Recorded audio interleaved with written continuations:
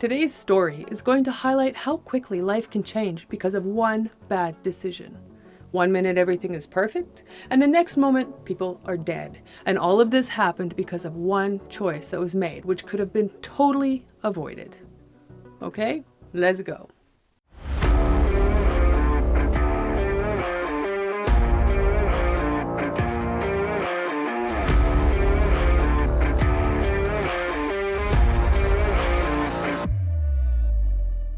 August 29th of 2004 was a nice Sunday morning for a walk in the suburbs that sat on the edge of Atlanta, Georgia.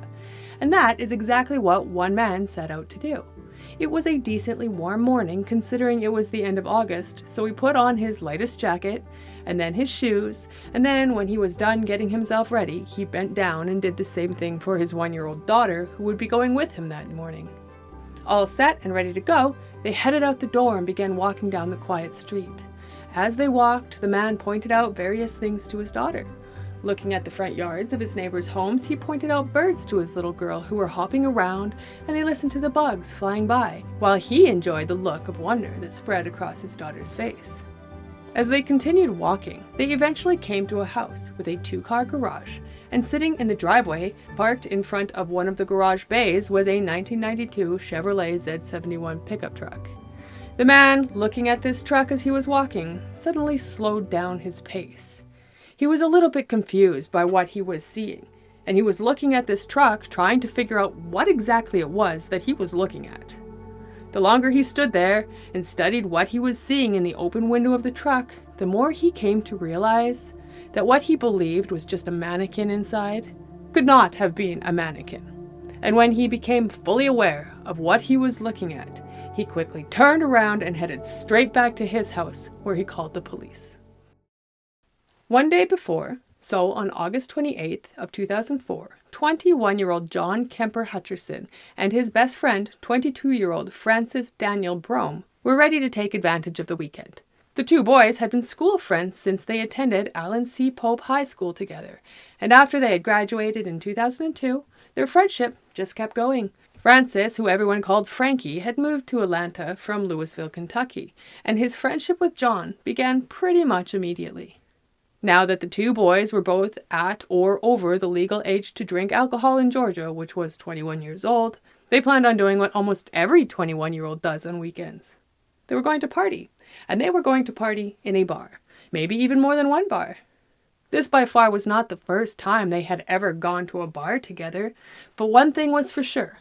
On those party nights, the two boys liked to push their limits, and they would drink as much alcohol as they could before finally giving in and admitting that they were just too drunk and too sick to drink anymore.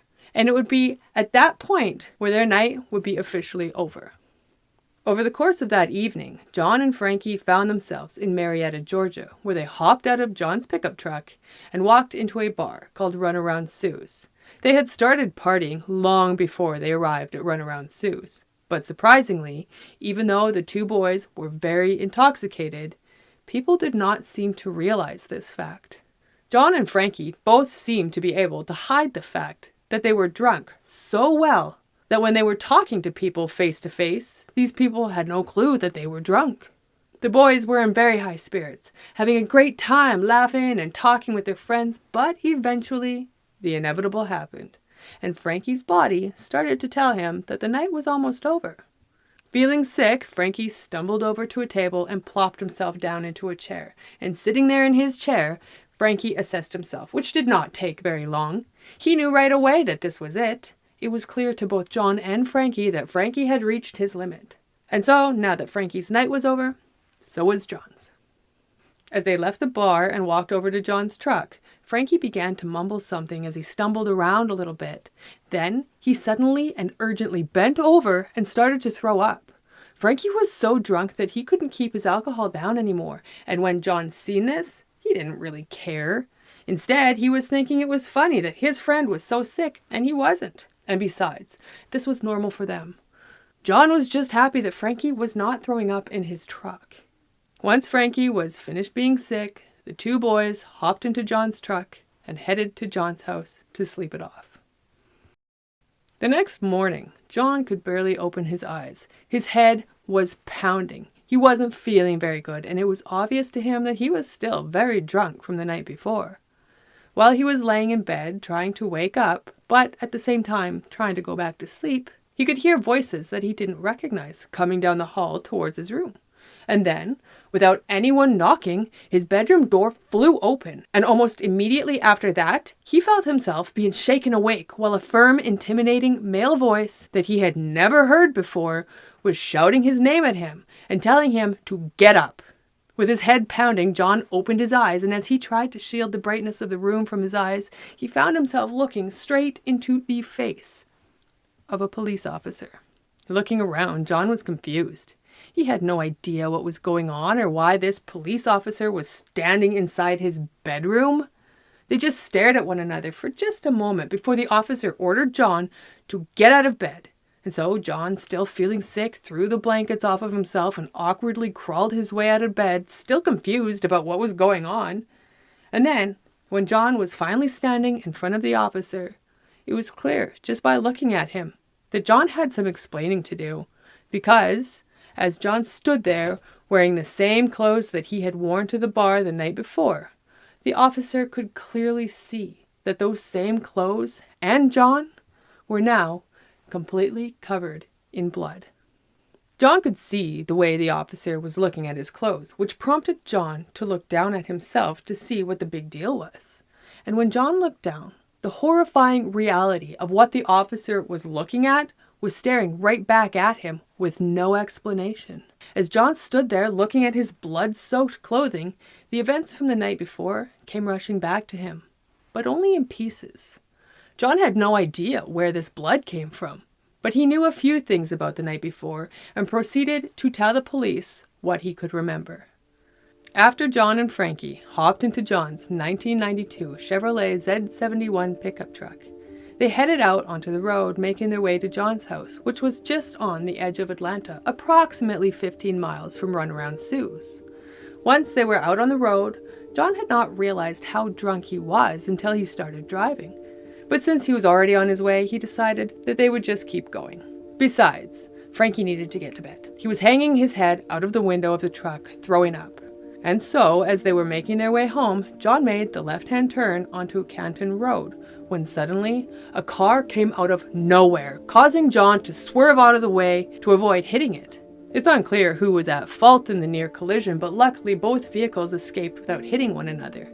However, when John swerved to avoid hitting the car, he ended up driving into the ditch where the passenger side mirror was torn off after hitting a telephone pole support wire. John had narrowly escaped hitting the telephone pole itself, which would have been a much worse accident. So, even though he was unhappy about losing his mirror, he knew it could have been much worse. After that, John remembered coming home and going straight to bed. After John had finished telling the officer his story, a look of realization washed across the officer's face. Nowhere in John's story was there any mention of an injury or an explanation for why John was covered in blood. Based on the information that the police already had, it was pretty clear to the officer whose blood it was. But, other than that, how it got there was a mystery up until this moment after John had told his story. Armed with the information John had provided, the officers set out to Canton Road, and when they got there, they found the gruesome scene that explained everything. When John narrowly avoided the car accident on Canton Road and swerved off the road, narrowly missing the telephone pole, Frankie's head was still outside the vehicle as he continued to throw up.